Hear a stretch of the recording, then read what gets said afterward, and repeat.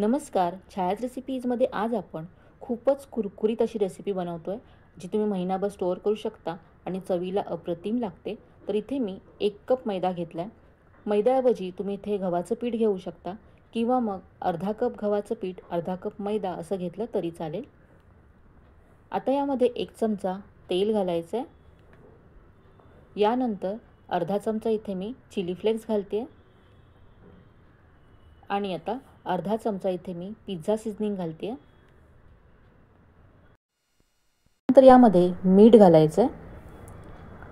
तर इथे मीठ घालताना लक्षात ठेवा, या रेसिपीमध्ये आपण पुढे चीज वापरणार आहोत, त्यामुळे मीठ नेहमीपेक्षा थोडंसं कमी वापरायचं, कारण चीजमध्ये सुद्धा मीठ असतं.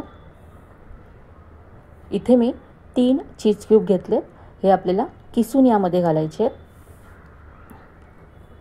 तर इथे आपण पिझ्झा सीझनिंग वापरले, चिली फ्लेक्स घेतलेत, त्याबरोबरच चीज घातलं, त्यामुळे मस्त अशी पिझ्झाची टेस्ट येते या रेसिपीला. मुलांना चीज तर भरपूर आवडतं, त्यामुळे तुम्ही अशी रेसिपी बनवून ठेवू शकता. महिनाभर व्यवस्थित राहतात. मुलांना मधल्या वेळेस खाण्यासाठी काहीतरी चटपटीत हवं असतं. जर मैदा नको असेल तर तुम्ही गव्हाच्या पिठापासून हे बनवून ठेवा. गव्हाच्या पिठापासून सुद्धा ही रेसिपी अशीच कुरकुरीत होते. तर आता हे चीज व्यवस्थित मिक्स करून घ्यायचं आहे सगळ्या पिठामध्ये.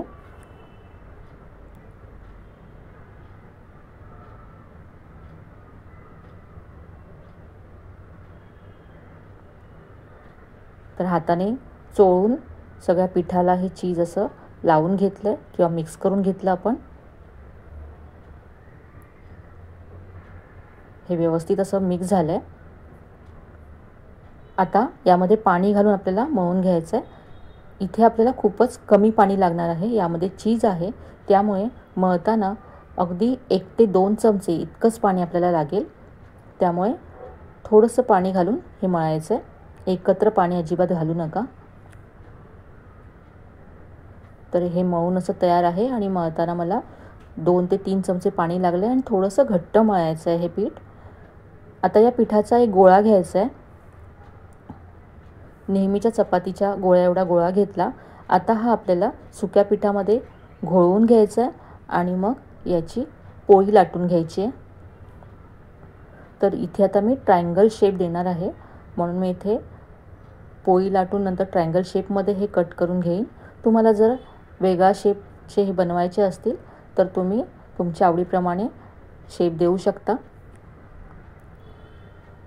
इथे मी अशी अगदी पातळ पोळी लाटून घेतली आहे. इथे लक्षात घ्या, आपल्याला हे कुरकुरीत व्हायला हवं आहे, म्हणून पोळी अगदी पातळ अशी लाटून घ्यायची आहे. आता असा एक फोक घ्यायचा आहे आणि फोकने याला होल करून घ्यायचे आहेत, म्हणजे हे फ्राय करताना फुगणार नाही आणि अगदी मस्त क्रिस्पी होईल. तर सगळीकडे एकसारखे असे आरपार होल करून घेतलेत मी.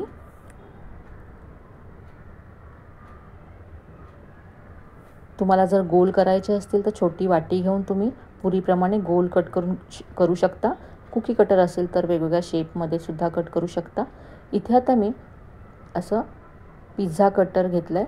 पिझ्झा कटर किंवा असं जर तुम्ही ज्याने आपण शंकरपाई कट करतो तसं तो जो चमचा असतो त्याने सुद्धा असं कट करू शकता. तर याचे असे पहा 8 पीसेस मी करून घेतलेत. एका वेळेस असे 8 तुम्ही कट करू शकता. अशा पद्धतीने अगदी सोप्या रीतीने तुम्ही हे कट करू शकता, म्हणून मी इथे ट्रायंगल बनवलेत आणि दिसायला सुद्धा ट्रायंगल छान वाटतात. तर हे आपण काढून घेऊया.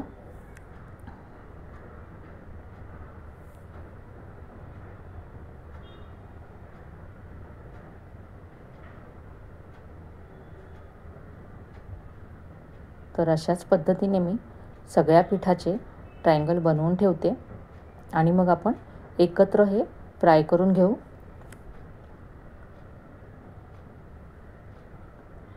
जे तुम्ही आधी बनवले ते आधी फ्राय करा, म्हणजे ते सुकणार नाहीत.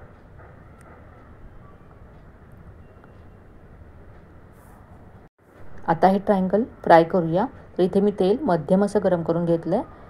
आता हे ट्रायंगल आपल्याला तेलामध्ये सोडायचे आहेत. गॅसची फ्लेम मीडियम ठेवायची आहे. मीडियम फ्लेमवरतीच आपल्याला हे फ्राय करून घ्यायचे आहेत। जेव्हा तुम्ही हे तेलात सोडाल तेव्हा जर तेल जास्त गरम असेल तर हे पटकन ब्राऊन होतील, म्हणून मीडियम असं तेल गरम करून घ्यायचं आणि मीडियम फ्लेमवरतीच फ्राय करून घ्यायचे, म्हणजे छान हे क्रिस्पी होतील। हे हलके होऊन वरती आले की उलटून घ्यायचे।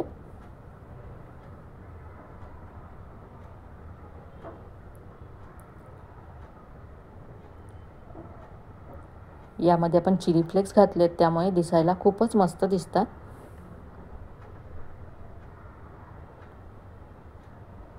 तर अशा पद्धतीने हे सगळे ट्रायंगल्स आपण फ्राय करून घेऊ। या ट्रायंगलचा रंग बदलला आहे आणि छान क्रिस्पी झालेत, तर आपण हे असे काढून घेऊया। तर अशाच पद्धतीने सगळे ट्रायंगल माझे फ्राय करून झालेत। तर अगदी चटपटीत आणि मस्त असे पिझ्झा फ्लेवरचे आपले ट्रायंगल्स तयार झालेत। चवीला अप्रतिम लागतात, मुलांनाच काय मोठ्यांनासुद्धा आवडतील असे हे ट्रायंगल्स आहे। नक्की करून पहा। रेसिपी कशी वाटली कमेंटमध्ये कळवायला विसरू नका। याबरोबरच तुम्हाला आणखी कोणत्या रेसिपीज पाहायला आवडतील ते सुद्धा मला कळवायला विसरू नका। तर इथे मी तुम्हाला एक ट्रायंगल तोडून दाखवते, पहा हे किती क्रिस्पी आहे।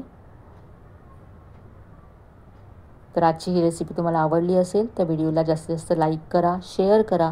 चॅनलवर नवीन असाल तर चॅनलला नक्की सबस्क्राईब करा। चला तर मग पुन्हा भेटूया अशा छान छान आणि नवीन नवीन रेसिपीसह।